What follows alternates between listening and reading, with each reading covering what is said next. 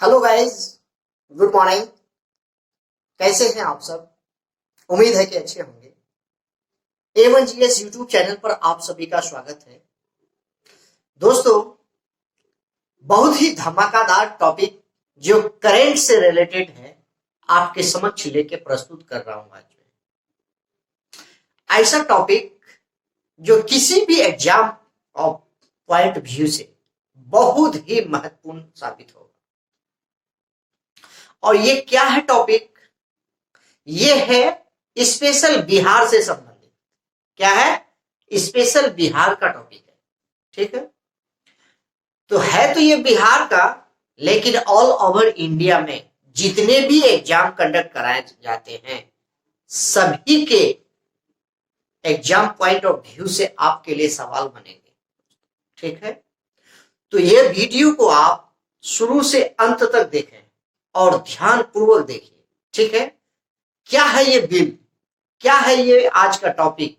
ठीक है, चंद मिनटों में क्लियर कराता हूं आपको, तो देखिएगा ध्यान से। यह एक लेटर लिखा गया है, ध्यान से देखिए। BSAPB 2021। ठीक है,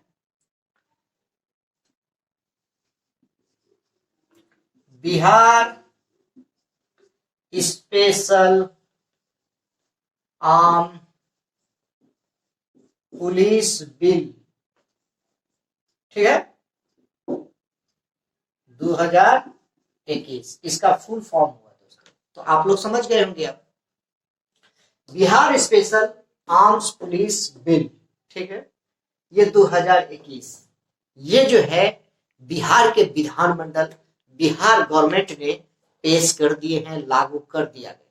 ठीक है, तो क्या है इस बिल में, क्यों लाया गया ये बिल, क्यों इतनी पावर दी गई पुलिस को, क्या है इसके अंदर प्रावधान, क्यों इसका प्रोटेस्ट कर रहे हैं, अगेंस्ट पार्टी क्यों इसमें विरोध है। ठीक है, पब्लिक पर क्या इसका प्रभाव पड़ेगा, तो बने रहिए हमारे साथ।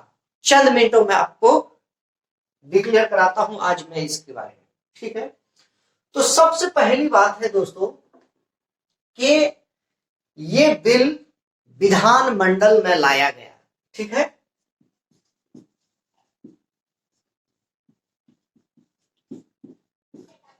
तो देखिए विधानमंडल, इनके दो प्रोसेस होते हैं। ठीक है, विधानमंडल के दो टाइप हैं। ठीक है, दो अंग हैं। ठीक, एक है आपका विधानसभा, एक है आपका विधान परिषद। ठीक, ये दोनों मिलके एक विधानमंडल बनता है। ठीक, इसमें एक अंग आता है गवर्नर का, राज्यपाल। ठीक, तो ये दो अंग मिलके विधानमंडल का निर्माण करता है। एक है विधानसभा, एक है विधान परिषद। अब इस विधानसभा में है 243 और इसका है 75 यानी 75 सीट। ठीक है, बिहार विधानमंडल की बात कर रहा हूं मैं। तो ये दोनों का बैठक, ये दोनों की सभाएं, ये दोनों की मीटिंग किसी भी बिल के प्रति, ठीक है, कहां बैठते हैं? तो विधानमंडल में बैठते हैं। तो इस विधानमंडल में एक स्पीकर होता है दोस्तों। ठीक है, स्पीकर। ठीक है, तो ये स्पीकर अभी कौन है? तो विजय कुमार सिन्हा। कौन है? विजय कुमार सिन्हा, याद रखिएगा।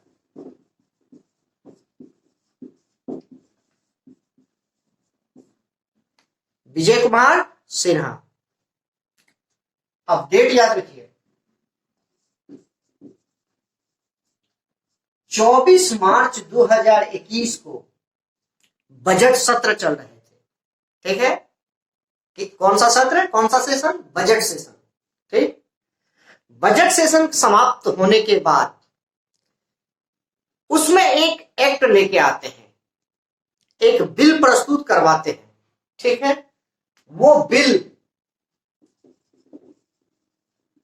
Bihar military force 2007। पहले जो है दोस्तों बिहार मिलिट्री फोर्स 2007 के नाम से एक बिल बनाया गया था बिहार सरकार, बिहार में। ठीक, इसी पुराने बिल को नया बिल में चेंज करना था उनको और पारित कराना था। तो ये लेके आते हैं कब? 24 मार्च को। कहां पर? तो विधानसभा में। ठीक, तो विधानसभा में जब लाते हैं, जब उसकी कार्रवाई शुरू होती है, उस प्रस्तुत की जाती है, उसको जब पढ़ा जाता है उस बिल को, तो वहां दो सदन होते हैं, एक होता है विधानसभा, एक होता है विधान परिषद। तो विधानसभा तो उसके जो फेवर के लोग हैं, ठीक, जो मेजोरिटी में जीते गए हैं, उनके तरफ से बैठे हुए हैं, और जो विपक्षी लोग हैं दूसरे तरफ बैठे रहते हैं। ठीक है, तो वहां दो सदन। ठीक है, इसमें भी उसके पार्टी होंगे, इसमें भी उसके विरोधी होंगे, इसमें भी उसके पार्टी होंगे, इसमें भी उसके विरोधी होंगे। ठीक है, तो अगेंस्ट पार्टी वाले इस बिल को सुनने के बाद जो है पूरा शोर शराबा, पूरा हंगामा, पूरा प्रोटेस्ट करना शुरू कर दिए कि भाई क्या है ये बिल, अचानक तुमने जो है यहाँ पेश कर दिया भाई, क्या है इसमें। तो उस बिल में पढ़ने जाने के बाद उनको लगा, विरोधी पार्टी को, कि ये तो भाई आज नहीं, जब हमारा देश गुलाम था उस टाइम ये कानून लेके आया गया था, लाया गया था अंग्रेजों के तहत। ठीक है, जब हम गुलाम थे उस टाइम भी ऐसा अत्याचार हमारे साथ नहीं हो रहा था जैसा कि आज होने वाला है। अगर ये बिल आप प्रस्तुत करते हैं तो आज हमारे साथ ऐसा होगा। तो वो कौन सी बिल है जिसको हम काला कानून के नाम से जानते हैं भाई, रॉलेट एक्ट के नाम से जानते हैं, बिना अपील, बिना दलील के नाम से किसी भी पर्सन को आप सूट वारंट करेंगे, किसी भी पर्सन को आप अरेस्ट कर सकते हैं, किसी भी पर्सन के यहाँ आप छापामारी सर्च कर सकते हैं, अभियान चला सकते हैं। वही कानून अभी लेके आ रहे हैं हमारे सरकार। कौन? तो बिहार सरकार। ठीक है, इसमें आप कमेंट कीजिएगा भाई कि क्या इसका पब्लिक पर प्रभाव पड़ेगा, क्या इसका डेमोक्रेसी पर प्रभाव करेगा। ठीक है, आप हमें यस और नो लिख के बताइए कि इसका लागू होने से क्या नियम सही रहेगा या गलत रहेगा। ठीक है, तो देखिए विधानसभा में जब इसको पारित किए जा रहे थे तो विरोधी पार्टी उस पर अड़चन लगाते हैं। ठीक है, कि नहीं, ऐसा नहीं होनी चाहिए।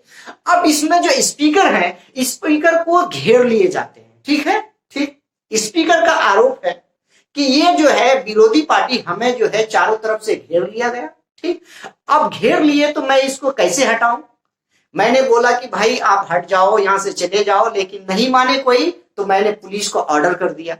ठीक है, जबकि संविधान यह कहता है कि किसी भी विधानमंडल में हो या किसी भी सदन में ना ही वहां मीडिया पहुंचेंगे, ना ही क्या करें कि कोई भी पुलिस मिलिट्री फोर्स पहुंचेंगे। ठीक है, तो कौन पहुंचेंगे भाई? उसके लिखित रूप में जो होगा वही जाएंगे वहां। ठीक, तो बिना लिखित के ही पुलिस को वो बुलाते हैं और जो है जो विरोध करते हैं उनको जो है खदेड़ के भगाया जाता है, वहां से लाठीचार्ज किए जाते हैं, उनके साथ अत्याचार किए जाते हैं और उनको वहां से डिस्टरबेंस करके खदेड़ा जाता है। तो ये कौन सी कानून है भाई? कहां का संविधान है ये? ऐसा नहीं लिखा है कहीं। अगर आपने ऐसा करते हैं तो ये क्या है? ये हमारा फंडामेंटल राइट्स का हनन होता है भाई। तो इस बिल के अगेंस्ट में कोई ना कोई आप सुप्रीम कोर्ट भी जा सकते हैं। ठीक, तो देखिएगा ये बिल, स्पीकर का कहना है कि मैंने उसे कहा कि आप यहां से चले जाओ, आप नहीं गए तो मैंने पुलिस को ऑर्डर किया और आपको खदेड़ के निकाला गया, ये कहना है। जब सरकार से ये सवाल पूछी जाती है भाई, सरकार हमारे कौन? तो श्री नीतीश कुमार साहब। ठीक है, उनसे जब पूछे जाते हैं कि ये क्यों लाया गया भाई बिल, ये इस बिल में आखिर क्या है खास? उतने दिन से आपने 2007 में पारित किया, लागू किया, लेकिन आज क्या ऐसी नीति आ गई, क्या ऐसी जरूरत हो गई आपको कि इस बिल को दोबारा आपको फिर से संशोधन कर रहे हैं इस बिल को? तो उनका जवाब सुनिए, क्या जवाब था मिस्टर नीतीश कुमार साहब के। मिस्टर नीतीश कुमार साहब बोले, हमारे बिहार के चीफ मिनिस्टर कहते हैं कि बिहार जो है हमारा स्पेशल स्टेट तो है नहीं, लेकिन जितने भी स्टेट है ऑल ओवर इंडिया में सभी में ग्रो कर रहा है, बहुत अधिक मात्रा में ग्रो कर रहे हैं। तो इस ग्रो करने के लिए हमें जो है पुलिस को कुछ ताकत दी जाए, कुछ पावर दिया जाए, ताकि ग्रो करने में अगर कोई पर्सन या कोई बाहरी बल अगर उसको अटैक करता है या रुकावट कोई बाधा लाते हैं उनके समझ, तो वो पुलिस जो है उनके साथ जो है ऐसा हरकत करेगी, यही बिल के तहत उसको जो है रोकेंगे। ठीक, तो कहता अच्छा ऐसी बात है। तो अब ये आप अंदाजा लगाइए, हमें कमेंट कीजिए कि इंडिया में 28 स्टेट है दोस्तों, ठीक है, 8 यूटी स्टेट है, इसमें से बिहार कितने नंबर पर आ गए गर्व पर भाई, जो आपका स्टेट जो है इतना गर्व कर रहा है और जो है गर्व करने से आपको बाधाएं पहुंच रही है, तो जिसके कारण आप पुलिस को जो है ऑर्डर कर रहे हैं। ठीक, तो आई होप कि मेरी बात आप समझ गए होंगे। ठीक है, तो ये हमारे चीफ मिनिस्टर का कहना था। ठीक है, उनके बाद क्या होता है भाई कि ये बिल 2007 का है, 24 मार्च को विधानसभा में पारित किए जाते हैं। उसके बाद 25 मार्च को विधान परिषद में भी इसको लागू कर दिया जाता है। ठीक है, जब दो सदन, जिस किसी स्टेट में ऐसा है दोस्तों, इंडिया में 6 ऐसे स्टेट अभी रह गए हैं, ठीक है, जहां विधान परिषद है। ठीक है, तो उसमें से एक बिहार भी है। ठीक है, तो इस विधानसभा और विधान परिषद 2 सदन है, तो इस दोनों सदन में अगर किसी कानून को आपको पारित कराना होता है तो पहले विधानसभा में होगी, फिर विधान परिषद में होगा। ठीक है, तो दोनों जगह से जब तक आप पास नहीं करवाएंगे तब तक गवर्नर के पास नहीं जाएंगे, और जब तक गवर्नर साइन नहीं करेंगे तब तक वो बिल जो है गजेटेड के रूप में नहीं पारित होगा। ठीक है, तो विधानसभा में तो पास हो गया, अब विधान परिषद में, तो विधान परिषद ने भी 25 मार्च 2021 को इस बिल को लागू कर दिया है। ठीक है, तो अब दोनों जगह से पास हो जाने के बाद अब बचे हैं कौन, गवर्नर। ठीक है, तो जब दोनों जगह से पास हो जाएंगे, जिसकी गवर्नर होती है, जिसकी मेजोरिटी होती है गवर्नमेंट की, उसी के वो क्या होते हैं, एक मोहरा होते हैं, एक पर्सन होते हैं, वो है गवर्नर। ठीक है, अब ये अपना साइन करेंगे, ये बिल जो है अपना कानूनी रूप ले लेंगे। अब ये कानूनी रूप लेंगे तो इस बिल के अंदर है क्या खास, तो हमारे साथ आप देखिए ध्यान से। इसमें मेजर 4 पॉइंट है दोस्तों। ठीक है, इस 4 पॉइंट बता रहा हूं मैं। पहला नंबर ये होगा कि इस बिल के अंदर पुलिस को वो ताकत दी गई है, वो पावर दिया गया है कि किसी भी पर्सन को बिना वारंट के आप गिरफ्तार कर सकते हैं, नंबर 1। ठीक है, विदाउट वारंट आप किसी भी पर्सन को अरेस्ट करेंगे, नंबर 1। ठीक है, विदाउट वारंट किसी भी आदमी की तलाशी ले सकते हैं, आप सर्च कर सकते हैं। ठीक है, नंबर 3 क्या होगा,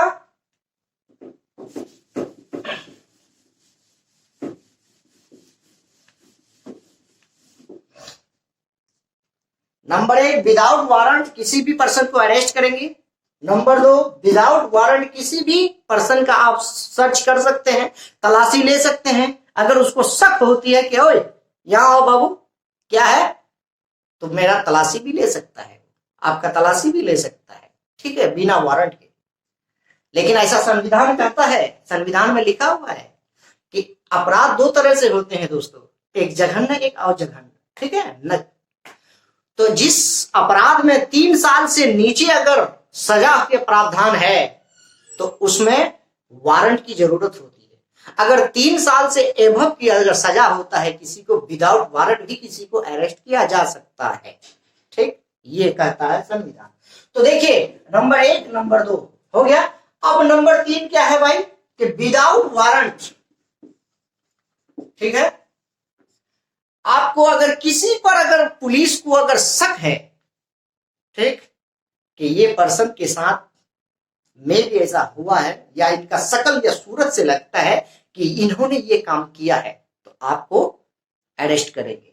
तो क्या मतलब, अगर किसी को भी अगर डाउट होता है, किसी भी मतलब पुलिस को अगर आपके प्रति अगर डाउट है, शक है, तो आपको अरेस्ट कर सकते हैं। नंबर 4 क्या है दोस्तों, आपको जो है सबसे इंपॉर्टेंट बात ये कही है कि अगर वो पर्सन, समझ लीजिए कि ये ए है और ये बी है, ए पर्सन कोई काम करते हैं लेकिन बी ने उसे अगर उसको उस्काया है, उसको कहा है, उसको देखा है, तो पुलिस को अगर शक होती है कि अच्छा काम तो ए ने किया लेकिन बी भी इसमें संलग्न नहीं है पूरी तरह से, लेकिन उसको शक है कि इन्होंने कहा था, तो वहां भी उसको अरेस्ट करेंगे। लेकिन अगर ये अरेस्ट करने के बाद जब कोर्ट पहुंचते हैं तो मजिस्ट्रेट के सामने, जब मजिस्ट्रेट के सामने ये बंदे को खड़े किए जाएंगे तो मजिस्ट्रेट तब तक कुछ नहीं बोलेंगे, तब तक कुछ नहीं बोलेंगे जब तक कि उस पुलिस ऑफिसर जो है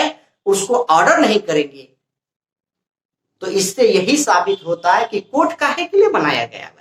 जब सारा पुलिस फोर्स ही अपने आप ऑन स्पॉट फैसला कर देंगे तो कोर्ट क्या करने के लिए रहा। ये तो डेमोक्रेसी का हनन हो गई भाई। क्यों लाया गया ये बिल, क्या कारण था, आप लोग समझ गए होंगे।